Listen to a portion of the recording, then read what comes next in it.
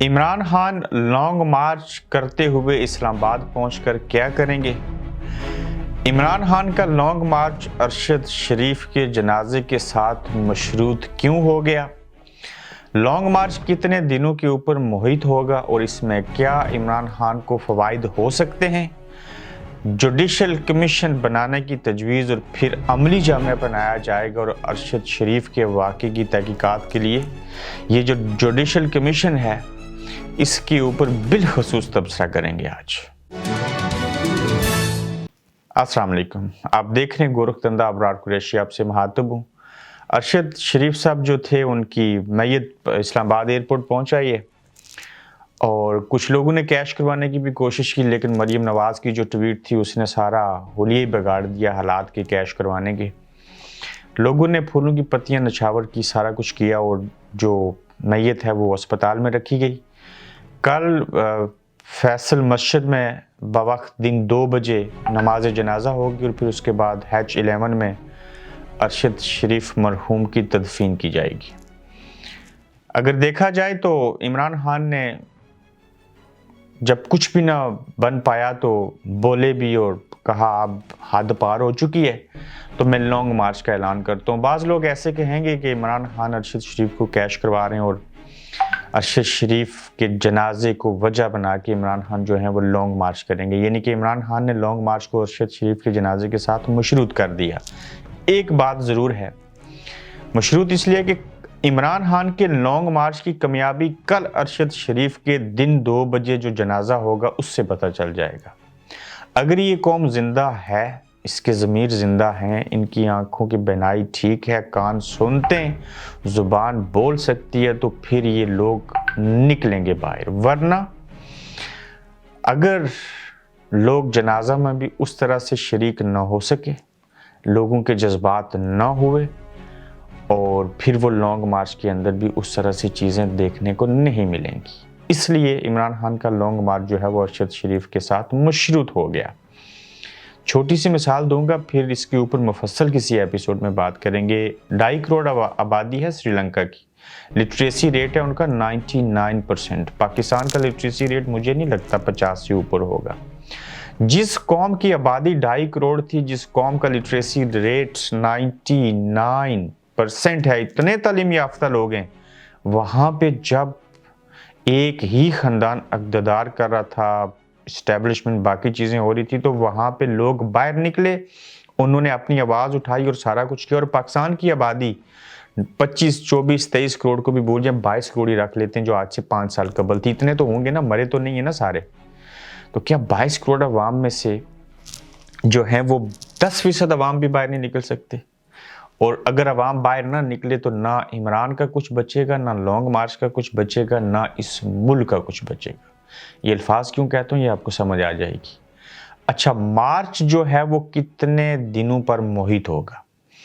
آغاز اس کا ہوگا لاہور کے لبرٹی چوک سے۔ خان صاحب اس کو خود لیڈ کریں گے باروز جمعہ، وہاں سے ساتھ ہوتے ہوتے اسلام آباد پہنچیں گے۔ اس میں گجرات بھی آئے گا، اس میں گجرانوالہ بھی آئے گا اور یہاں کچھ مقامات کے اوپر پڑاؤ بھی ہوگا۔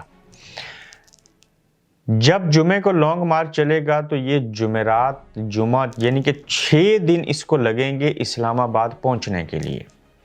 اب جب 6 سے 7 دن لگیں گے تو اس دورانیے میں کسی اسٹیبلشمنٹ کی بھی کال آئے گی، اور چیزیں بھی ہوگی، حکومت بھی روکے گی، کنٹینر پہلے سے لگیں، عوام ساتھ میں ملتے جائیں گے، کچھ KPK سے لوگ آ کے اسلام آباد ملیں گے۔ یہ لانگ مارچ صرف لاہور سے ہوتا ہوا گجرانوالہ سے اس طرف نہیں جائے گا، یہ جب اسلام آباد پہنچے گا تو پھر گلگت بلتستان، کشمیر، KPK باقی جگہوں سے بھی لوگ اسلام آباد کی طرف رخ کریں گے۔ کس کو کہاں سے کیسے روکیں گے؟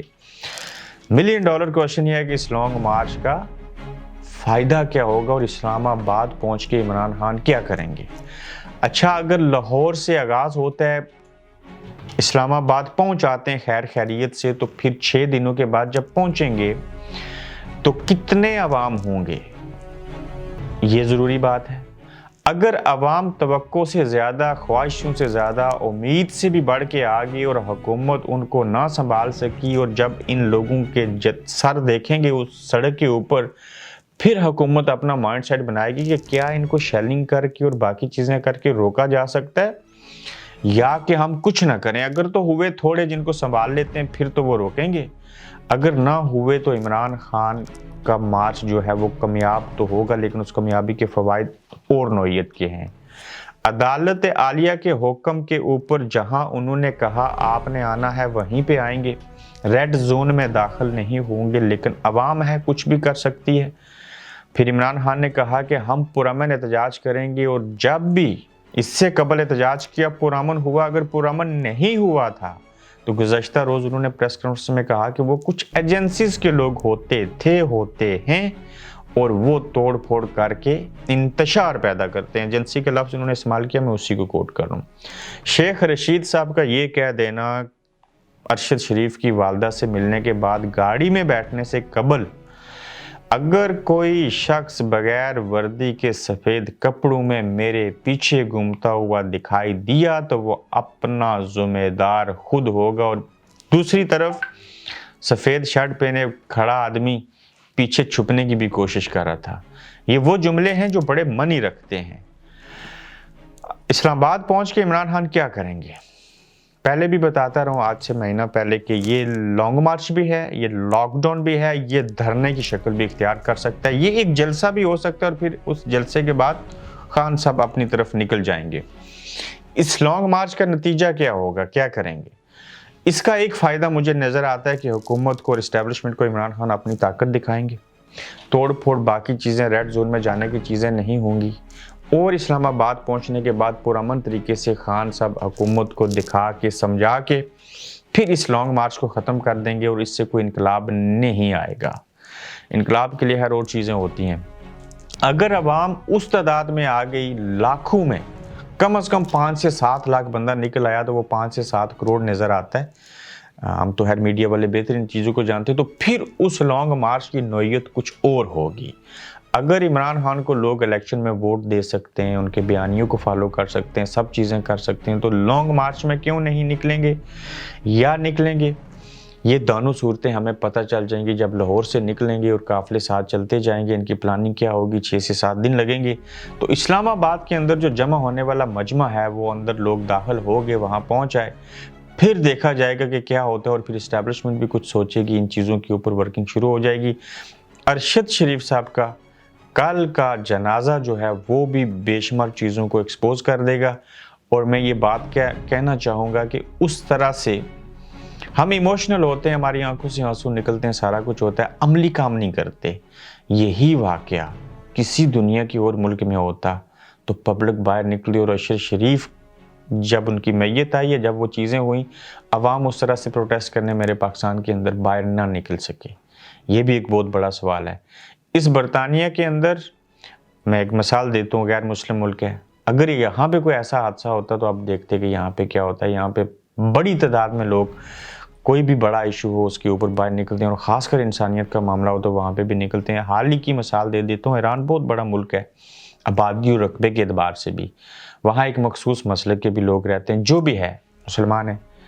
تو ایک لڑکی کے وہ حجاب کے معاملے کے اوپر کیا سے کیا چیزیں ہو گئیں, تو ہمارے ہاں تو وہ مر گیا بندہ, اور اس کے بعد دیکھتے ہیں کیا ہوتا ہے.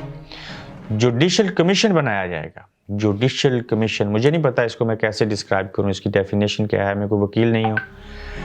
یہ جوڈیشل کمیشن پاکستان میں بنانا اور انسیڈنٹ کینیا میں ہونا پتہ ہے کیسے ہے, جیسے دودھ کی رکھوالی بلا. یعنی کہ باہر والے اندر بیٹھے کمرے میں لوگوں سے پوچھ رہے ہیں کہ بتاؤ کیا باہر بادل چھائے ہیں, کیا بارش ہو رہی ہے. اندر والا بیٹھا ہوا باہر والے سے نہیں پوچھ رہا کہ بتا بارش ہو رہی ہے کہ نہیں ہو رہی ہے. ایک مثال دے رہا ہوں آپ کو, یہ الٹی گنگا بہ رہی ہے. آپ انہی سے پوچھیں گے, وہی کمیشن بنائیں گے, یہاں بیٹھ کے کمیشن بنائیں گے, جنہوں نے پاکستان سے مجبور اور لاچار کر کے اس ارشد شریف کو باہر بھیجو, اور وہ جوڈیشل کمیشن بنے گا اور کہانی ہوگی. اس دور کے اندر اگر کوئی چاہے اس معاملے کی انویسٹیگیشن کرنا تو صرف 2 چیزیں چاہیے. آپ کی زبان بولنی چاہیے پہلے, اور 2 چیزیں کرنے سے قبل کان کام کرنے چاہیے, سوچ اور نیت اچھی ہونی چاہیے. یہاں سے اٹھیں وہاں جائیں, اپنے پاس 2 چیزیں لے لیں, ارشد شریف کا فون اور اس کا لیپ ٹاپ، اور وہ جو رات کو 12 بجے لوگ ملے تھے وہ، اور پتہ کریں کہ کس نے کہا تھا کہ دبئی سے ان کو وہاں جائیں، اور پاکستان حکومت انوالو تھی، کوئی فرد انوالو تھا، کوئی اسٹیبلشمنٹ انوالو تھی، یا کون لوگ تھے جنہوں نے اس کو مجبور و لاچار کیا تھا؟ تو یہ تمام سوالات سامنے ہیں. یہ آپ کو کیا جوڈیشل کمیشن بنانے کی ضرورت پیش ہے؟ ہاں جوڈیشل کمیشن اس لیے ضرور بنائیں کہ کیا اس کو امریکہ نے مروایا، کیا اس کو کسی اور ملک نے مروایا، کیا پاکستان میں انتشار پیدا کرنے کے لیے یہ بات ہوئی تھی، کیا لوگوں کا جو شک ہے، جو یقین ہے، اس کے پیچھے کوئی اور کہانی ہے؟ یہ کام ہمارے ملکی اداروں کی کرنے کا ہے، اساس اداروں کے کام کرنے کا ہے. وہ کیوں نہیں اپنے حصے کا کام کرتی؟ وہ دنیا کی بہترین ہماری انٹیلیجنس ہے، کب کام لیں گے ان لوگوں سے؟ تو جوڈیشل کمیشن بنانا ایک مذاق کرنے کے مصداق ہوگا، ایک بے منی سی چیز ہوگی، کسی کی آنکھوں میں دھول جھونکنے والی بات ہوگی. سب لوگ جانتے ہیں کہ کیا قصہ کہانی ہے، اور آپ نے اپنے ملک میں اس کو نہیں رہنے دیا، وہ باہر چلا گیا، اور اب آپ کو بڑا دکھ ہو رہا ہے جوڈیشل کمیشن بنے گا. نہیں، ہماری عدالتیں آزاد نہیں ہیں، ہماری ایف آئی آزاد نہیں ہے، یہاں کوئی بھی آزاد نہیں ہے. یہ جوڈیشل کمیشن والے ہی نہ کچھ آدھے مارے جائیں سچ بولنے کے اوپر اگر آگے، تو لہٰذا قوم بیوقوف ہے، بیوقوف بنتی آئی ہے.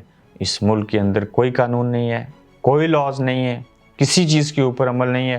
اگر میں اگلے دنوں میں بیٹھ کے آئین پاکستان 1956 کو چھوڑ دو، 62 کو چھوڑ دو، صرف 73 کے اوپر میں ایک ایک شک کے اوپر تبصرے کرنے شروع کروں، تو صرف 2 شکیں ایسی ہیں جو آپ کو سمجھانی ہے. اگر ان کی خلاف ورزی نہ ہو تو اس ملک کو ترقی کرنے سے، امن سے، جمہوریت سے کوئی بھی نہیں روک سکتا. مسئلہ کیا ہے؟ جب مارشل لاء لگتا ہے یہی سیاستدان ان کا حصہ بنتے ہیں. جب مارشل لاء لگتا ہے یہی قوم مٹھائی کے لڈو کھاتی ہے، خوشیاں مناتی ہے. جب ان کو لتر پڑتے ہیں پھر ان کو یاد آتی ہے. انہیں صرف پیاز، ٹماٹر، مولی، گاجر، چینی، آلو سستے چاہیے، اور بڑی سوچ نہیں ہے، ویژن نہیں ہے. لیکن یہ عمران خان اپنے حصے کا کام 21ویں صدی میں کر چکا ہے. اب وہ آخری راؤنڈ کھیل رہا ہے، اور دیکھتے ہیں کہ کیا ہوتا ہے پھر. تو اپنا خیال رکھیے، اپنا فیڈ بیک دیجیے، پھر اگلے ایپیسوڈ میں آپ سے بات کریں گے. اللہ حافظ. آپ دیکھ رہے ہیں گورکھ دھندا ابرار قریشی کے ساتھ.